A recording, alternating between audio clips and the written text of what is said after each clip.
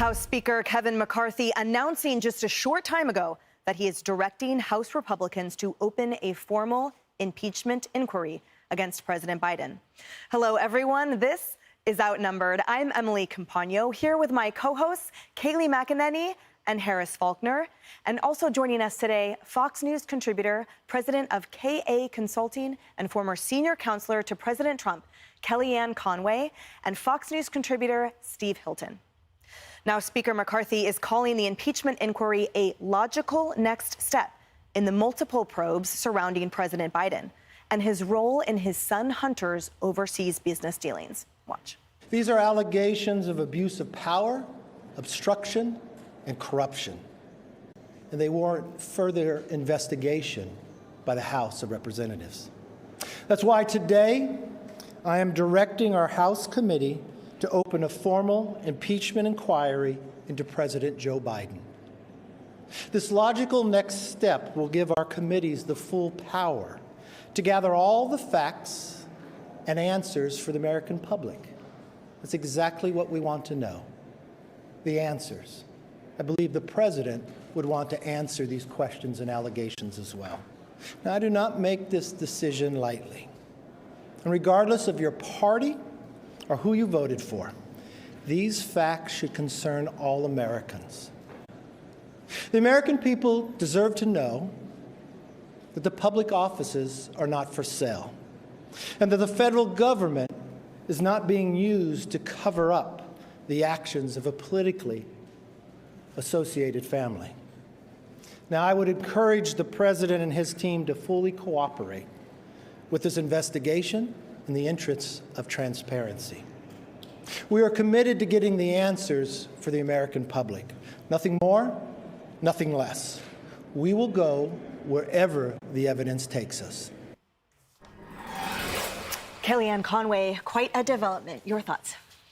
The Speaker is right. He promised to get to the bottom of this. And unlike Nancy Pelosi's impeachment of President Trump both times, she announced it after it had already started. There was no inquiry. There was a conclusion in search of evidence. It was a persecution and a prosecution before the president even knew, before we even knew what was happening. This is the right way to do things in Washington, D.C., and this is an inquiry, not an impeachment, important distinction, because we'll see where the facts go. If I were Joe Biden, I would welcome this, because it's reported that he was shocked and saddened that the plea deal for his son fell apart. He keeps denying on the record, as do the people who lie on his behalf routinely, that then Vice President Biden had nothing to do with his son's engagements in countries that are in the news every day, like China and Ukraine. We now have so much evidence that the House Ways and Means, Judiciary and Oversight Committees has already produced that we are way past the point where an inquiry to see if impeachment is even valid should move forward. I'm going to be watching which Democrats, if any, particularly those who won in districts that Trump won the last time, if they'll break ranks and say, I need to save my party, I need to get to the truth, I need to answer the people back home. 61% of Americans, according to a CNN poll last week, said they think President Biden is involved in Hunter's business dealings. So if we have tripartisan support across this country for people thinking the president isn't telling the truth, then this is our only option. Last point. Joe Biden lied to the American people in the debate when he said the laptop was Russian disinformation, trotted out the 51 people, intelligence officers, who said it had the markings. And he lied by saying that he never discussed business with his son. We already know that's a lie. So let's continue to unpack here.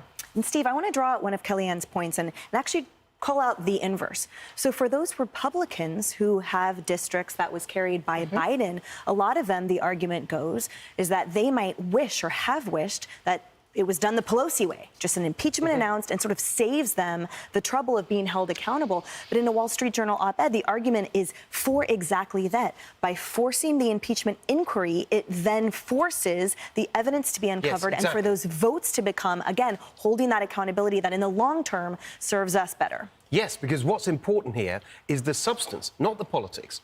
And that's why I thought Kevin McCarthy's statement was so strong. And I think generally we should know he's really putting in an impressive performance as Speaker. He had a lot of critics. I think he's doing a great job, and this is another piece of evidence to that. 2 points. The broad point.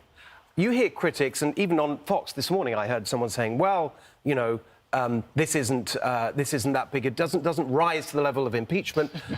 Why do this?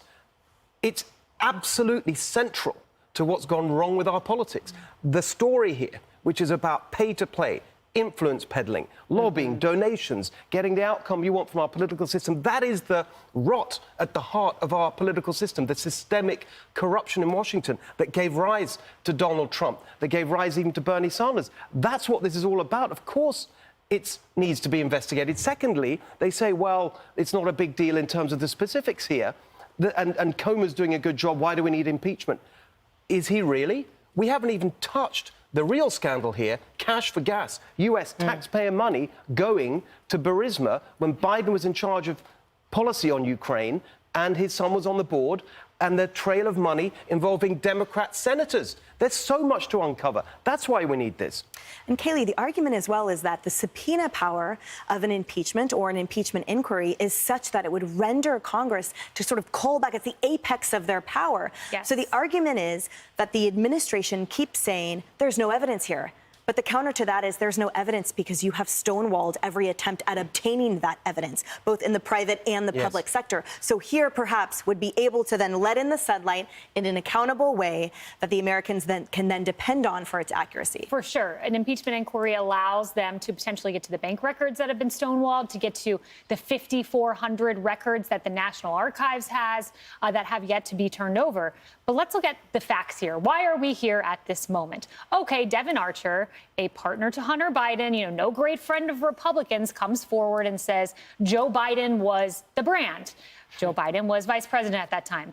Joe Biden was on 20 phone calls, okay? 20 phone calls that Hunter Biden was on with business partners. 20, that's a lot. He went to dinners with him. You can go forward to the list of pseudonyms. Joe Biden was using pseudonyms. Hunter was on some of these emails that gave his official schedule. We want those 5,400 emails with the pseudonyms to see what was said in them. They haven't been turned over yet. The bank records, the 150 plus SARS reports. McCarthy laid out all of this. The FBI informant, the credible FBI informant who in an FD 1023 laid out a potential bribery scheme that he heard of. These are all open questions. The White House will get to give their response. They have a war room in place.